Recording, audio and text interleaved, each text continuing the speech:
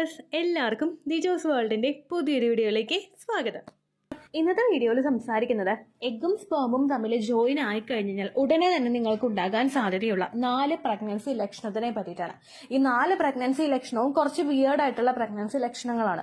അതായത് ഇത് പ്രഗ്നൻസി ലക്ഷണമാണോ എന്ന് നമ്മൾ ചിന്തിക്കുന്ന തരത്തിലുള്ള ലക്ഷണമാണ് ഈ 4 എണ്ണവും. ഇങ്ങനെയുള്ള ലക്ഷണങ്ങളെ പറ്റിയിട്ട് വീഡിയോസ് ചെയ്യുന്നത് നിങ്ങൾക്ക് ഓരോ ലക്ഷണങ്ങളെയും പുതിയ പുതിയ ലക്ഷണങ്ങളെയും ഇൻട്രൊഡ്യൂസ് ചെയ്യാൻ വേണ്ടിയിട്ടാണ്. പലരുടെയും തെറ്റിദ്ധാരണ അല്ലെങ്കിൽ അവരുടെ അറിവില്ലായ്മ എന്ന് പറയുന്നത് സോകോൾഡ് പ്രഗ്നൻസി ലക്ഷണങ്ങൾ വന്നാൽ മാത്രമേ പ്രഗ്നന്റ് ആകൂ എന്നുള്ളതാണ്.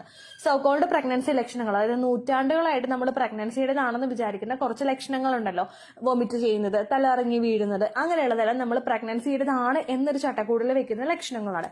എന്നാൽ നമ്മുടെ ലൈഫ് സ്റ്റൈലിൽ വന്നിട്ടുള്ള വ്യത്യാസം കൊണ്ടും നമ്മൾ കഴിക്കുന്ന ഫുഡിലുള്ള വ്യത്യാസം കൊണ്ടും പലർക്കും ഭയങ്കര വിയേർഡ് ആയിട്ടുള്ള പല പ്രഗ്നൻസി ലക്ഷണങ്ങളും ഉണ്ടാവാറുണ്ട്.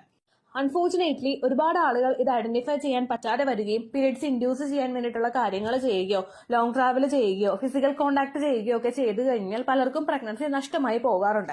അതെല്ലാം ഒന്ന് അവോയ്ഡ് ചെയ്യാൻ വേണ്ടിയിട്ടാണ് ഇത്തരത്തിലുള്ള വീഡിയോസ് ചെയ്യുന്നത്. ഇത് നിങ്ങൾക്കൊരു അവയർനെസ്സിന് വേണ്ടിയിട്ട് മാത്രമുള്ള വീഡിയോ ആണ്. കാരണം നമ്മുടെ ശരീരമാണ് നമ്മുടെ ബെസ്റ്റ് ഫ്രണ്ട്. നമ്മുടെ ശരീരത്തിൽ എന്തെങ്കിലും ഇൻഫെക്ഷൻസ് ഉണ്ടോ അല്ലെങ്കിൽ എന്തെങ്കിലും നമ്മുടെ ശരീരത്തിൽ ആരോഗ്യ പ്രശ്നങ്ങളുണ്ടോ എന്നൊക്കെ മനസ്സിലാക്കണമെങ്കിൽ നമ്മൾ ഏറ്റവും ആദ്യം നമ്മുടെ ശരീരത്തിനെ ഇവാലുവേറ്റ് ചെയ്യണം. അതിന് വേണ്ടിയിട്ടുള്ളതാണ് ഈ ഒരു വീഡിയോ. ആ ഒരു പർപ്പസിൽ മാത്രം നിങ്ങൾ ഇതെടുക്കുക. ഈ ലക്ഷണങ്ങൾ ഒന്നും തന്നെ ഇല്ലെങ്കിലും നിങ്ങൾ വിഷമിക്കേണ്ട ആവശ്യമില്ല. എക്സ്പെക്ടഡ് ഡേറ്റിൽ ബ്ലീഡിംഗ് വരുന്നുണ്ടോ എന്ന് മാത്രം നിങ്ങൾ നോക്കുക. ഇൻ കേസ് എക്സ്പെക്ടഡ് ഡേറ്റിൽ നിങ്ങൾക്ക് ബ്ലീഡിംഗ് വരുന്നുണ്ടെങ്കിൽ കൂടി തന്നെ അതിന്റെ അളവ് എത്രത്തോളം ആണെന്നുള്ളതും നിങ്ങൾ ശ്രദ്ധിക്കുക. കാരണം ഒരുപാട് പേർക്ക് ലൈറ്റ് ആയിട്ടുള്ള ബ്ലീഡിംഗ് ഉണ്ടായതിനു ശേഷം, അതും എക്സ്പെക്ടഡ് ഡേറ്റിൽ തന്നെ ബ്ലീഡിംഗ് ഉണ്ടായതിനു ശേഷം പിന്നീട് ബ്ലീഡിംഗ് നിന്ന് കഴിഞ്ഞിട്ട് പ്രഗ്നൻസി ടെസ്റ്റ് ചെയ്ത് നോക്കുമ്പോൾ പോസിറ്റീവ് റിസൾട്ട് കിട്ടുന്നവരുണ്ട്. അതുകൊണ്ട് പ്രീവിയസ് മന്തിലെ അപേക്ഷിച്ച് ബ്ലീഡിംഗ് കുറവാണെങ്കിൽ നിങ്ങൾ പ്രഗ്നൻസി ടെസ്റ്റ് ചെയ്ത് നോക്കണം കേട്ടോ. അപ്പൊ നമുക്ക് ഈ ലക്ഷണങ്ങൾ ഏതൊക്കെയാണെന്ന് നമുക്ക് നോക്കാം. വീഡിയോ നമുക്ക് സ്റ്റാർട്ട് ചെയ്യാം. ഏറ്റവും ആദ്യം സംസാരിക്കുന്നത് നിങ്ങൾക്ക് രാത്രിയിൽ ഉണ്ടാകുന്ന ഉറക്കമില്ലായ്മയെ പറ്റിയിട്ടാണ്. നോർമലി നമ്മൾ സെറ്റ് ചെയ്ത് വെച്ചിട്ടുള്ള ഒരു സ്ലീപ്പ് എവേക്ക് സൈക്കിൾ നമുക്കുണ്ട്. ഇന്ന സമയത്ത് നമ്മൾ ഉറങ്ങുന്നു, രാവിലെ അലാം വെച്ചിട്ട് നമ്മൾ എഴുന്നേക്കുന്നു.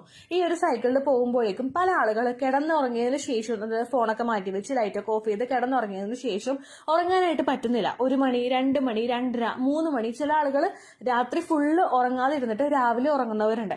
എന്തുകൊണ്ട് ഇതൊരു പ്രഗ്നൻസി ലക്ഷണമായിട്ട് നമുക്ക് വരുന്നു എന്ന് നമുക്ക് നോക്കാം. ഏറ്റവും ആദ്യത്തേതെന്ന് പറയുന്നത് ചിലപ്പോൾ പ്രഗ്നൻസിയുടേതായിട്ടുള്ള ബാക്കിയുള്ള എന്തെങ്കിലും ലക്ഷണങ്ങൾ നമ്മുടെ ശരീരത്തിൽ ഉണ്ടാവുന്നുണ്ടാകും. For example frequent urination. നമ്മൾ ഇടയ്ക്കിടയ്ക്ക് യൂറിനേറ്റ് ചെയ്യേണ്ട ഒരു സിറ്റുവേഷൻ വന്നു കഴിഞ്ഞാൽ നമുക്ക് ഉറക്കം പ്രോപ്പർ ആയിട്ട് കിട്ടാതെ വരുന്നു. പല ആളുകളും ഇതിനെപ്പറ്റി ചിന്തിക്കുന്നത് ചിലപ്പോൾ ഞാൻ രാത്രി ഭക്ഷണം കഴിച്ചപ്പോൾ കുറെ വെള്ളം കുടിച്ചിട്ടുണ്ടാകും, അതുകൊണ്ടായിരിക്കും എനിക്ക് യൂറിനേഷൻ ഉണ്ടാവുന്നത്. അല്ലെങ്കിൽ തണുപ്പുള്ള സ്ഥലത്ത് താമസിക്കുന്നവർ ചിലപ്പോൾ തണുപ്പ് കൂടുതലായിട്ട് വരുന്നത് കൊണ്ടായിരിക്കും യൂറിനേറ്റ് ചെയ്യുന്നത് എന്നൊക്കെ തെറ്റിദ്ധരിക്കാറുണ്ട്. അപ്പൊ ഈ ഫ്രീക്വന്റ് യൂറിനേഷൻ എന്ന് പറയുന്നത് ഇതിലുള്ള ഇമ്പോർട്ടന്റ് ആയിട്ടുള്ള ഒരു കോസ് ആണ്. രണ്ടാമത്തേതെന്ന് പറയുന്നത് മൂഡ് സ്വിങ്സ് ആണ്. അതായത് പ്രഗ്നന്റ് ആകുന്ന സമയത്ത് നമ്മളിൽ ഉണ്ടാകുന്ന ഹോർമോണൽ ഫ്ലക്ച്വേഷൻസിന്റെ ഭാഗമായിട്ട് ചില ആളുകൾക്ക് മൂഡ് സ്വിങ്സ് ഉണ്ടാവാറുണ്ട്. പെട്ടെന്ന് ദേഷ്യം വരിക, പെട്ടെന്ന് സങ്കടം വരിക, പെട്ടെന്ന് കരയുക, അല്ലെങ്കിൽ ഭയങ്കരമായിട്ട് എക്സ്ട്രീം നമ്മൾ ഹാപ്പിനെസ് ഉണ്ടാവുക, അങ്ങനെ പല മൂഡ് സ്വിങ്സും പല സ്ത്രീകൾക്കും ഉണ്ടാവാറുണ്ട്. ചില ആളുകൾക്ക് ഇങ്ങനെ മൂഡ് സ്വിങ്സ് വരുമ്പോഴേക്കും ഭയങ്കര ആൻസൈറ്റിയാണ്. ഇങ്ങനെ ആലോചിച്ചുകൊണ്ടേയിരിക്കും ഓരോരോ കാര്യങ്ങൾ. ചിലപ്പോൾ അവർ തിങ്ക് ചെയ്യുന്നത് അവരുടെ ഫ്യൂച്ചറിനെ പറ്റിയിട്ടോ കുഞ്ഞുണ്ടാവാത്തതിന്റെ കാര്യങ്ങളെ പറ്റിയിട്ടോ അല്ലെങ്കിൽ ഇൻലോസുമായിട്ടുള്ള എന്തെങ്കിലും വിഷയങ്ങളോ അല്ലെങ്കിൽ ജോലി സ്ഥലത്ത് ഉണ്ടാവുന്ന എന്തെങ്കിലും വിഷയങ്ങളോ ഇവരിങ്ങനെ കണ്ടിന്യൂസ് ആയിട്ട് തിങ്ക് ചെയ്തുകൊണ്ടേയിരിക്കും.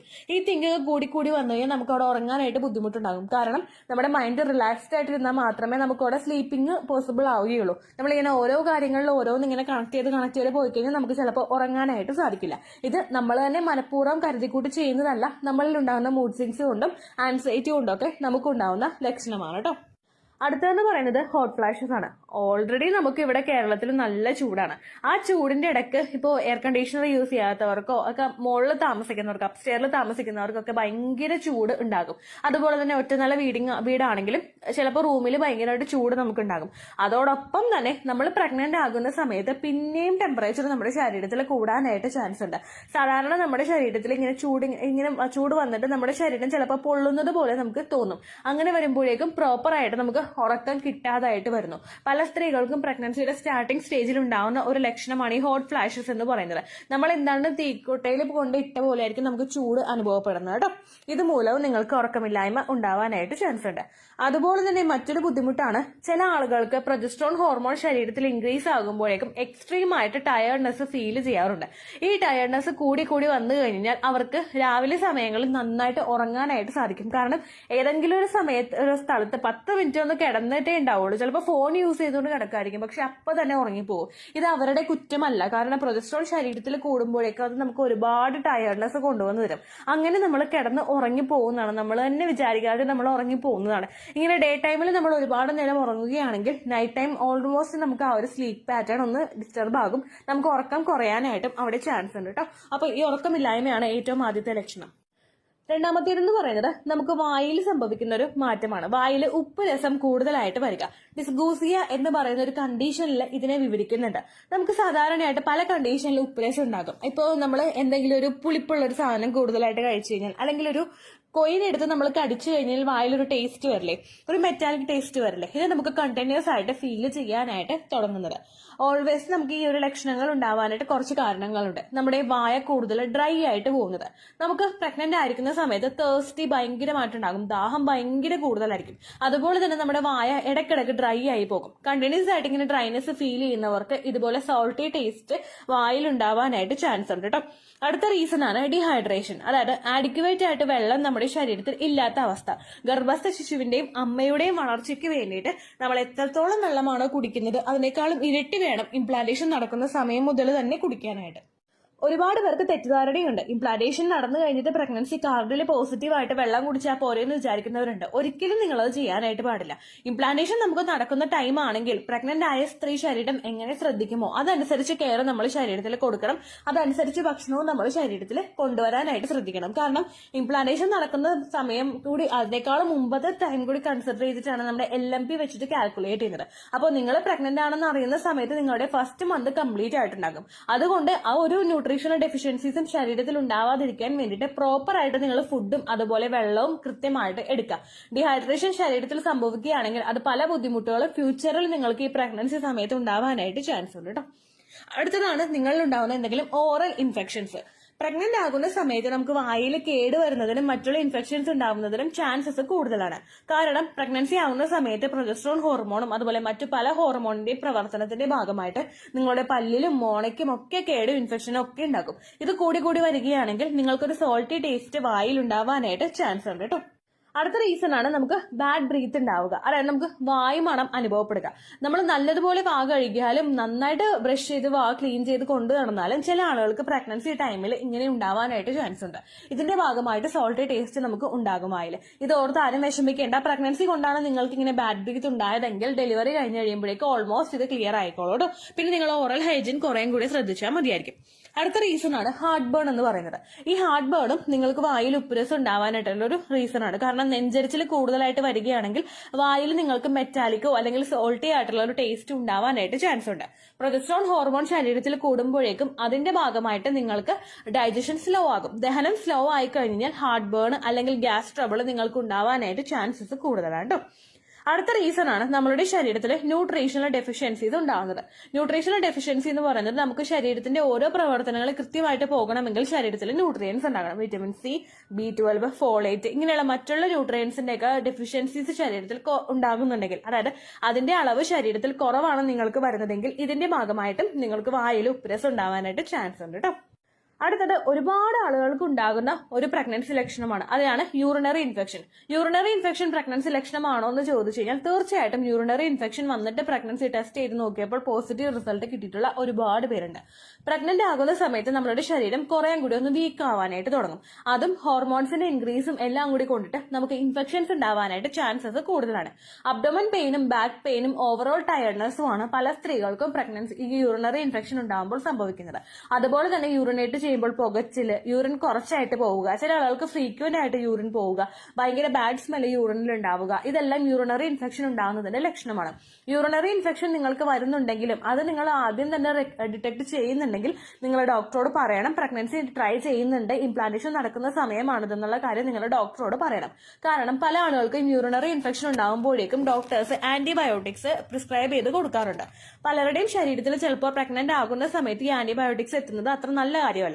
അതുപോലെ തന്നെ നമ്മുടെ ശരീരത്തിൽ ആ ഒരു ഡോസേജും കൃത്യമായിട്ട് ക്രമീകരിക്കണം. പ്രഗ്നന്റ് ആയ സ്ത്രീക്ക് കൊടുക്കുന്ന ഡോസേജ് ആയിരിക്കില്ല പ്രഗ്നൻസി ട്രൈ ചെയ്യുന്ന സ്ത്രീകൾക്കോ അല്ലെങ്കിൽ പ്രഗ്നന്റ് അല്ലാത്ത സ്ത്രീകൾക്കോ കൊടുക്കുന്നത്.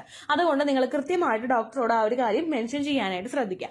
അതുപോലെ തന്നെ യൂറിനറി ഇൻഫെക്ഷൻ പ്രഗ്നൻസിയുടെ ഫസ്റ്റ് ട്രൈമസ്റ്ററിലും സെക്കൻഡ് ട്രൈമസ്റ്ററിലും ലാസ്റ്റ് ട്രൈമസ്റ്ററിലും ഉണ്ടാവാനായിട്ട് ചാൻസസ് ഭയങ്കര കൂടുതലാണ്. അതുകൊണ്ട് ധാരാളം വെള്ളം കുടിക്കാനായിട്ട് ശ്രദ്ധിക്കുക. ദിവസവും 2 ലിറ്റർ എങ്കിലും അല്ലെങ്കിൽ അതിനേക്കാളും കൂടുതൽ കുടിക്കാൻ പറ്റുന്നുണ്ടെങ്കിൽ അത്രയും നിങ്ങൾ വെള്ളം കുടിക്കുക. വെള്ളം കുടിക്കുന്നതിനനുസരിച്ച് കുഞ്ഞ് ഹെൽത്തി ആയിട്ട് മെയിൻറ്റെയിൻ ചെയ്യാനായിട്ട് നമുക്ക് സാധിക്കും കേട്ടോ. അടുത്തൊരു സിംറ്റം ആണ് ലൈറ്റ് സ്പോട്ടിംഗ് എന്ന് പറയുന്നത്. ഈ ലൈറ്റ് സ്പോട്ടിംഗ് നമുക്ക് ഉണ്ടാവാനായിട്ടുള്ള കാരണം പല ആളുകൾക്കും ഇംപ്ലാന്റേഷൻ നടക്കുന്നതിന്റെ ഭാഗമായിട്ട് ലെഫ്റ്റ് ഓവർ ബ്ലഡോ അല്ലെങ്കിൽ ആ ടിഷ്യൂസ് ഒന്ന് റിമൂവ് ചെയ്തിട്ട് അവിടെ ഇംപ്ലാന്റ് ആകുന്നതിന്റെ ഭാഗമായിട്ട് ലൈറ്റ് കളറിലെ സ്പോട്ടിങ്ങോ ഉണ്ടാവാനായിട്ട് ചാൻസ് ഉണ്ട്. ഇത് ഇംപ്ലാന്റേഷൻ നടക്കുന്ന സമയത്ത് മാത്രമാണ് നിങ്ങൾക്ക് ഫീൽ ചെയ്യുന്നതെങ്കിൽ ചില ആളുകൾക്ക് പ്രഗ്നൻസിയുടെ ഫസ്റ്റ് ട്രൈമസ്റ്ററിലും സെക്കൻഡ് ട്രൈമസ്റ്ററിലും ത്രൂ ഔട്ട് ആ ഒരു പ്രഗ്നൻസി സമയത്തും ലൈറ്റ് ആയിട്ട് സ്പോട്ടിംഗ് ഉണ്ടാവാനായിട്ട് ചാൻസ് ഉണ്ട്. എന്തെങ്കിലും പ്ലസന്റയുടെ ബുദ്ധിമുട്ടുകൾ ഉണ്ടാവുന്നത് കൊണ്ടോ അല്ലെങ്കിൽ മറ്റു പല റീസൺസോ കൊണ്ടായിരിക്കും, ഹോർമോൺസിന്റെ പ്രൊജസ്ട്രോൺ ഹോർമോണിന്റെ ഡെഫിഷ്യൻസീസ് ഒക്കെ കൊണ്ടോ പല സ്ത്രീകൾക്കും ലൈറ്റ് ആയിട്ടുള്ള സ്പോട്ടിംഗ് ഉണ്ടാവാറുണ്ട്. നിങ്ങൾക്ക് പീരിയഡ്സ് എക്സ്പെക്ട് ചെയ്യുന്ന ദിവസം ലൈറ്റ് ആയിട്ടുള്ള സ്പോട്ടിംഗ് ആണ് സംഭവിക്കുന്നതെങ്കിൽ നിങ്ങൾ ആ സ്പോട്ടിംഗ് കഴിഞ്ഞതിന് ഒരു 5 ദിവസമെങ്കിലും ശേഷം നിങ്ങൾ പ്രഗ്നൻസി ടെസ്റ്റ് ചെയ്ത് നോക്കുക. അതുപോലെ തന്നെ നിങ്ങൾക്ക് ഓൾറെഡി ടെസ്റ്റ് ചെയ്തിട്ട് പോസിറ്റീവ് കിട്ടിയിട്ട് ലൈറ്റ് സ്പോട്ടിംഗ് വരുന്നുണ്ടെങ്കിൽ ഒരു ദിവസം പോലും നിങ്ങൾ വെയിറ്റ് ചെയ്യാതെ ചിലപ്പോൾ അത് ബ്ലീഡിംഗ് ആയി പോകും എന്ന് നിങ്ങൾ തെറ്റിദ്ധാരണയോടുകൂടി നിൽക്കാതെ ഉടനെ തന്നെ പോയി ഡോക്ടറെ കാണുക. കാരണം ചില പ്രഗ്നൻസി ലക്ഷണങ്ങൾ വന്നു കഴിഞ്ഞാൽ നമുക്ക് ത്രെട്ടേൺഡ് മിസ്കാരേജ് എന്ന് പറയുന്ന ഒരു കണ്ടീഷൻ വരും. അതായത് ശരീരം നമുക്കൊരു വാർണിംഗ് സൈൻ തരികയാണ്, പ്രഗ്നൻസി മിസ്കാരേജ് ആയി പോകാനായിട്ട് ചാൻസ് ഉണ്ട്, നമുക്ക് അത് സപ്പോർട്ട് ചെയ്ത് കൊണ്ടുപോകാനും മുൻപോട്ടേക്ക് കൊണ്ടുപോകാനും ചാൻസ് ഉണ്ട്. ചില ആളുകൾക്ക് ഡോക്ടർ കൃത്യമായിട്ട് ഇഞ്ചക്ഷൻസ് എടുക്കുന്നതിലൂടെയോ സപ്ലിമെന്റ്സ് ഫോളോ ചെയ്യുന്നതിലൂടെയോ ബെഡ് റെസ്റ്റ് എടുക്കുന്നതിലൂടെയോ ആ ത്രെട്ടേൺഡ് മിസ്കാരേജ് എന്ന് പറയുന്ന ഒരു സിറ്റുവേഷനെ ഓവർകം ചെയ്യാനായിട്ട് സാധിക്കും. ഈ ഒരു സിറ്റുവേഷൻ അല്ലെങ്കിലും ചില ആളുകൾക്ക് ത്രൂ ഔട്ട് ആ ഒരു 9 months ബെഡ് റെസ്റ്റ് എടുത്തു കഴിഞ്ഞാൽ പ്രഗ്നൻസിയെ സേവ് ചെയ്യാനായിട്ട് സാധിക്കും. അതുകൊണ്ട് പോസിറ്റീവ് ആയി കഴിഞ്ഞിട്ടും നിങ്ങൾക്ക് ലൈറ്റ് സ്പോട്ടിംഗ് ഉണ്ടെങ്കിൽ ഉടനെ തന്നെ ഡോക്ടറെ കാണുക. ഇൻ കേസ് നിങ്ങൾക്ക് പ്രഗ്നൻസി പോസിറ്റീവ് ആയി കുറച്ചങ്ങോട്ട് കഴിഞ്ഞപ്പോഴേക്കും സ്പോട്ടിംഗ് വരുന്നുണ്ടെങ്കിൽ ഡോക്ടർ പറയുന്ന നിർദ്ദേശം നിങ്ങൾ കൃത്യമായിട്ട് പാലിക്കുക. ബെഡ് റെസ്റ്റ് എടുക്കാൻ പറഞ്ഞു കഴിഞ്ഞാൽ ബെഡ് റെസ്റ്റ് എടുക്കുക. അത് കുറച്ചു നേരം ബെഡിൽ കിടക്കാന്നല്ല ഉദ്ദേശിച്ചത്. ബെഡ് റെസ്റ്റ് എന്ന് പറഞ്ഞു കഴിഞ്ഞാൽ രാവിലെ മുതൽ ബെഡിൽ അങ്ങോട്ട് നീണ്ടു നിവർന്ന് കിടക്കുക. ഒരു തരത്തിലുള്ള ജോലികളും ചെയ്യാനായിട്ട് പാടില്ല. ചില ആളുകളോട് ഡോക്ടർ യൂറിനേറ്റ് ചെയ്യാൻ പോലും പോകരുതെന്ന് പറയാറുണ്ട്. കാരണം ചിലർക്ക് ട്യൂബ് സെറ്റ് ചെയ്ത് വെക്കും, ചിലർക്ക് ഹെൽപ്പ് ചെയ്യാനായിട്ട് ആരെങ്കിലും ഉണ്ടാക്കും. അങ്ങനെ കിടന്ന കിടപ്പ് തന്നെ കിടക്കാനായിട്ട് പറയുന്ന ഒരുപാട് പേരുണ്ട്. അത് നിങ്ങൾ പ്രോപ്പറായിട്ട് ഡോക്ടർ പറയുന്ന ഗൈഡ് ലൈൻ അനുസരിച്ച് മുൻപോട്ടേക്ക് പോകാനായിട്ട് ശ്രദ്ധിക്കുക കേട്ടോ. ചെറുതായിട്ടുള്ള സ്പോട്ടിങ്ങോ ബ്ലീഡിങ്ങോ കണ്ടു കഴിഞ്ഞാൽ പ്രഗ്നൻസി ടെസ്റ്റ് ചെയ്ത് നോക്കാനും നിങ്ങൾ മറക്കരുത്. ഇത്രയേ ഉള്ളൂ വീഡിയോ. യൂസ്ഫുൾ ആയി കാണുമെന്ന് വിശ്വസിക്കുന്നു. യൂസ്ഫുൾ ആവുന്നുണ്ടെങ്കിൽ ലൈക്ക് ചെയ്യുക, ഫ്രണ്ട്സിനൊക്കെ ഷെയർ ചെയ്ത് കൊടുക്കുക കേട്ടോ. എന്തെങ്കിലും സംശയം ഉണ്ടെങ്കിൽ നിങ്ങൾ കമന്റ്സിൽ ചോദിക്കുക. പണ്ടത്തെ വീഡിയോയ്ക്ക് കമന്റ്സ് ഇടുന്നവർക്ക് റിപ്ലൈ ലഭിക്കുന്നില്ലെങ്കിൽ ലേറ്റസ്റ്റ് ആയിട്ട് ഞാൻ ഏത് വീഡിയോ ആണോ അപ്ലോഡ് ചെയ്യുന്നത് അതിന് താഴെ കമന്റ് ഒന്ന് കോപ്പി പേസ്റ്റ് ചെയ്യാനായിട്ട് ശ്രദ്ധിക്കുക കേട്ടോ. അതുപോലെ ഓവുലേഷൻ ഡേറ്റ് കാൽക്കുലേറ്റ് ചെയ്ത് തരാനായിട്ട് റിക്വസ്റ്റ് ചെയ്യുന്ന ആളുകൾ എത്രയാണോ സൈക്കിൾ ലെങ്ത് അത് മെൻഷൻ ചെയ്യാനായിട്ട് ശ്രദ്ധിക്കുക. സൈക്കിൾ ലെങ്ത് എന്നതുകൊണ്ട് ഉദ്ദേശിച്ചത് ഓരോ മാസവും എത്ര ദിവസം കൂടുമ്പോഴാണോ ബ്ലീഡിങ് വരുന്നത് അതാണ് സൈക്കിൾ ലെങ്ത്. കഴിഞ്ഞ മാസം ഒരു 8-ാം തീയതിയാണ് ബ്ലീഡിങ് ആയതെങ്കിൽ ഈ മാസം 6-ാം തീയതിയാണ് ബ്ലീഡിങ് ആയതെങ്കിൽ കഴിഞ്ഞ മാസം 8-ാം തീയതി മുതൽ ഈ മാസം 6-ാം തീയതി വരെ എത്ര ദിവസമുണ്ടോ അത് കാലണ്ടറിൽ എണ്ണി തിട്ടപ്പെടുന്നതാണ് നിങ്ങളുടെ സൈക്കിൾ ലെങ്ത്. സൈക്കിൾ ലെങ്ത് നമ്മൾ കൃത്യമായിട്ട് കാൽക്കുലേറ്റ് ചെയ്യുകയാണെങ്കിൽ ഓവുലേഷൻ ഡേറ്റ് എളുപ്പത്തിൽ കണ്ടുപിടിക്കാൻ വേണ്ടിയിട്ട് ഒരുപാട് ആപ്ലിക്കേഷൻസും ഒരുപാട് ഓൺലൈൻ ആയിട്ടുള്ള വെബ്സൈറ്റുകളും ഇന്ന് നമുക്ക് അവൈലബിൾ ആണ്. പ്ലേ സ്റ്റോറിൽ പോയിട്ട് ഓൺലൈൻ ഓവുലേഷൻ ട്രാക്കർ എന്ന് ടൈപ്പ് ചെയ്ത് കഴിഞ്ഞാൽ നിങ്ങൾക്ക് അതുമായിട്ട് ബന്ധപ്പെട്ടിട്ടുള്ള ആപ്ലിക്കേഷൻസ് കിട്ടും. അത് പറ്റുന്നില്ല എങ്കിൽ ഗൂഗിളിൽ പോയിട്ട് ഓൺലൈൻ ഓവുലേഷൻ കാൽക്കുലേറ്റർ എന്ന് ടൈപ്പ് ചെയ്ത് കഴിഞ്ഞാൽ അതുമായിട്ട് ബന്ധപ്പെട്ടിട്ടുള്ള വെബ്സൈറ്റുകൾ നിങ്ങൾക്ക് കിട്ടും. അതിൽ നിങ്ങളുടെ ലാസ്റ്റ് മന്തിലെ മെൻസ്ട്രേഷൻ്റെ ഡേറ്റും ഒപ്പം ഞാൻ ഈ പറഞ്ഞ രീതിക്ക് നിങ്ങൾ കാൽക്കുലേറ്റ് ചെയ്യുന്ന സൈക്കിൾ ലെങ്ത്തും എൻ്റർ ചെയ്ത് കൊടുക്കുകയാണെങ്കിൽ നിങ്ങൾക്ക് കൃത്യമായിട്ട് ഓവുലേഷൻ ഡേറ്റ് കണ്ടുപിടിക്കാനായിട്ട് സാധിക്കും. ഫെർട്ടൈൽ ടൈം പീരീഡും നിങ്ങൾക്ക് കിട്ടും. അതായത് എത്ര ദിവസം മുതൽ കോൺടാക്ട് ചെയ്ത് തുടങ്ങിക്കഴിഞ്ഞാൽ നിങ്ങൾ പ്രഗ്നൻ്റ് ആകും എന്നുള്ളൊരു ഡേറ്റും നിങ്ങൾക്ക് പ്രോപ്പറായിട്ട് കിട്ടും കേട്ടോ. ഇത് കാൽക്കുലേറ്റ് ചെയ്യുന്ന സമയത്ത് സൈക്കിൾ ലെങ്ത് കാൽക്കുലേറ്റ് ചെയ്യുന്ന സമയത്ത് നിങ്ങളുടെ ആ ഒരു കലണ്ടറിൽ നോക്കി തന്നെ നിങ്ങൾ കാൽക്കുലേറ്റ് ചെയ്യുക. പല മാസങ്ങളിലും 30-31 ദിവസമുണ്ട്. അതുകൊണ്ടാണ് അങ്ങനെ പറഞ്ഞത്. ഒപ്പം നിങ്ങൾക്ക് ബ്ലീഡിങ് തുടങ്ങിയ ദിവസത്തിന് വേണം നിങ്ങൾ ഡേ 1 ആയിട്ട് എടുക്കാൻ വേണ്ടിയിട്ട്. സ്പോട്ടിങ് തുടങ്ങിയ ദിവസത്തിനെ, അതായത് ചെറുതായിട്ട് ഡിസ്ചാർജ് പോയി തുടങ്ങിയ ദിവസത്തിനെ നിങ്ങൾ കൺസിഡർ ചെയ്യേണ്ട ആവശ്യം ഇല്ല കേട്ടോ. അപ്പോൾ ഇത്രയേ ഉള്ളൂ വീഡിയോ. അടുത്തൊരു വീഡിയോ ആയിട്ട് നമുക്ക് വീണ്ടും കാണാം. ബൈ.